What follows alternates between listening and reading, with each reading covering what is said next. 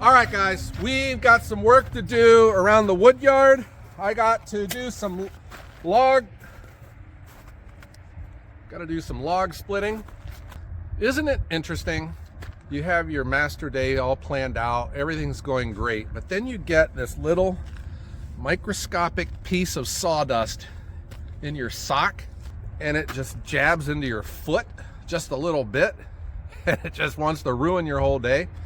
I have taken my boot off twice and looked for this little wherever it is, and I can't find it, but it's in there. Every time I step, I can just feel that little.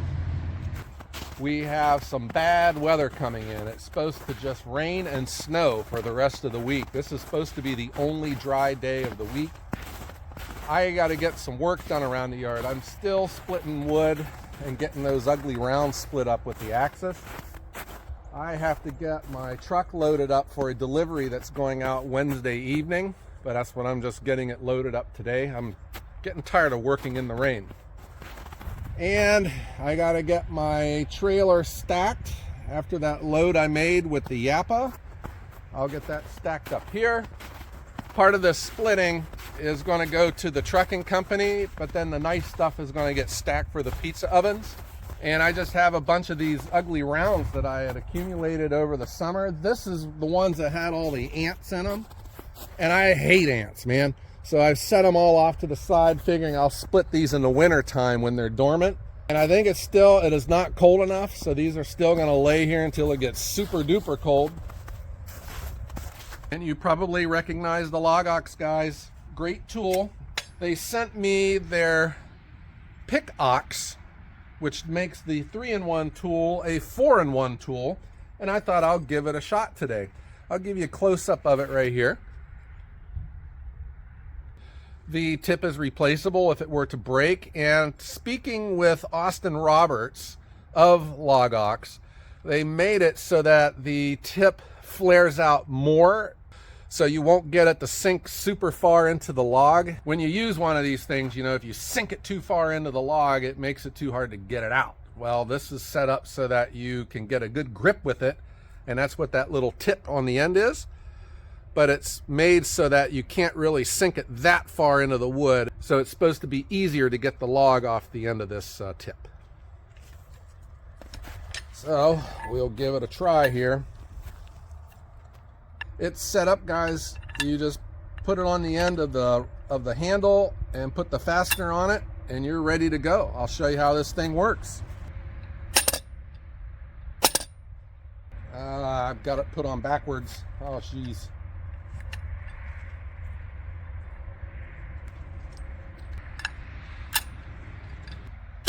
There we go. Now it works right. We'll give it a shot when we're making firewood with the Axis. I have a good mix of logs over there. Some of them are nasty, you know, but they're gonna burn nice. Some of them are super nice. I'm gonna put them into the pizza oven wood. So I got my tote, and today I'm spinning it this way because I had found when, you know, the logs trickle out from the open end, I was up underneath this conveyor and I was afraid it would tear my coat. So I'm gonna try it this way today and see how it goes. But the Axis has been doing great. I'm just gonna get it fired up now. It's been sitting. These are the days I had said in the summertime that I'll split wood on a day like today where it's chilly out, but not too chilly. I also had brought down my other basket of offcuts. These came off of the Japa, and I'm just gonna get these split up eventually and get these put into firewood. These are the logs that normally come to my house, but like right now I'm full and the ground's not hard enough for me to get my truck up to it. Let's get the Axis fired up, guys. Oil looks good. I just put gas in it, and we'll go full choke and half throttle. And now the fun part.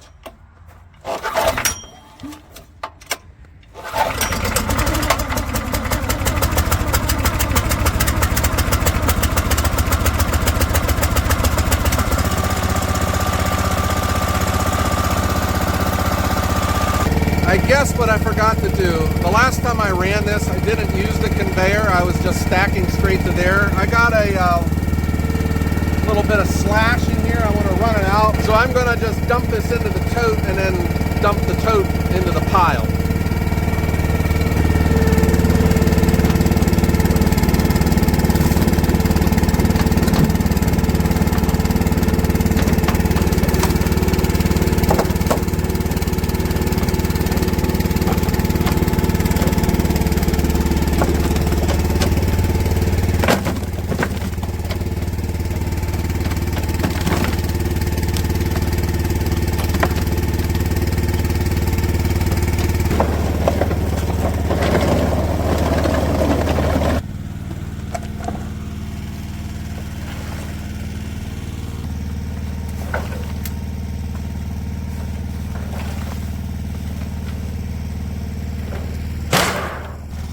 Obviously, I have made tremendous headway with my scrap pile, getting all this cleaned out for the year.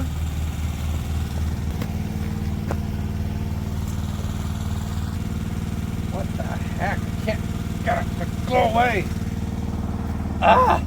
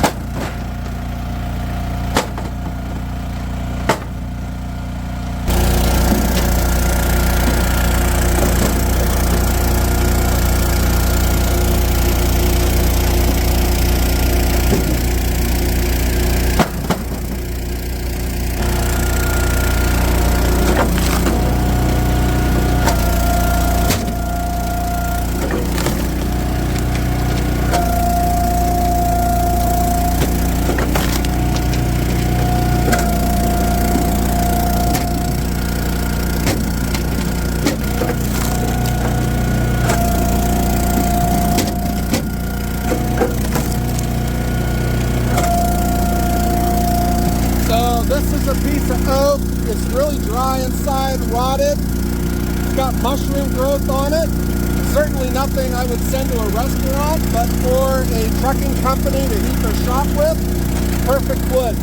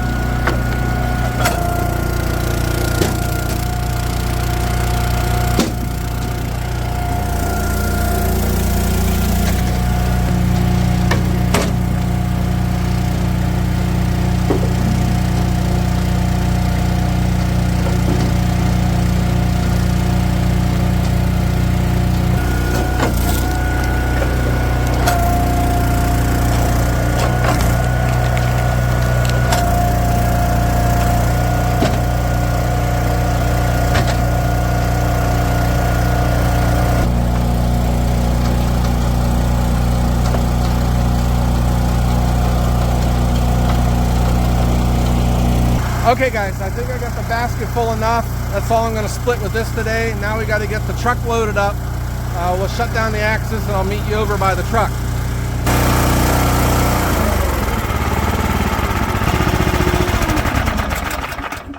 And there's the pickaxe, guys. It works. If you have a log ox, I think you get the fourth piece to the puzzle, the pickaxe. It just gives you that much more. And these are good for, like, if you're in the truck, you know, pulling stuff towards you. If you have other brands that are out there, like I use the log rate, what you'll notice right away, this one's much heavier. It's got much more mass to it. So you don't have to swing it as hard to get it into the log. It just seems to set pretty good. But the trade-off is, after a while, you know, when you're doing this kind of thing, it does wear your arm out. I think what I would like to see on this, and it's the same thing goes for the log rate that I also have, I would like to see some kind of a relief in here so that you can feel it with the hand, because you lose orientation of where the pick is at times and you're hitting it on the side. I would like to just see something like that. I mean, I could do it myself, but you know, if we're looking to improve, that would be the one thing, just to have like a little something, a raised part of the grip, just so that you know and you start learning by feel where the tip is. But I have met the owners and the inventor of the log ox. In fact, he was right here in this wood yard, and they have given me a coupon code. If you are interested in a log ox or just any of the accessories that come with this company, check them out. I will put a link in the description, guys. It just seems to me, the more I get deeper into Ohio wood burner, the more I realize that I didn't know what I was doing, and you know, I wasn't really set up for an ideal operation when I started. But I don't think that's necessarily bad, guys. And that is my point to a lot of people who are wondering, should I get started with my company? I got this business idea, I want to do something, but I don't want to start until I have everything perfectly in place. And my message to you is, you will never have it that way, guys, so don't even worry about it. I would hope that you can just get started, and then problems come up, you solve them, you move on. You're always looking to improve, and there's not a single problem out there that does not have a solution. So my problem now, I got to get this truck loaded before the storm comes in. And then once this truck is loaded up, then I got to get the trailer stacked. I want to get all that wood out of there too. That snow gets in there and it freezes, and it just makes stacking that much more difficult. So thank you for hanging out with me today, guys. It was a lot of fun. I think anytime you can split firewood, it's a blast. And pretty much everything I do, I enjoy. There's really nothing I would want to change. I don't ever want to have to go back to the cubicle. All right, guys, I hope everyone has a great day.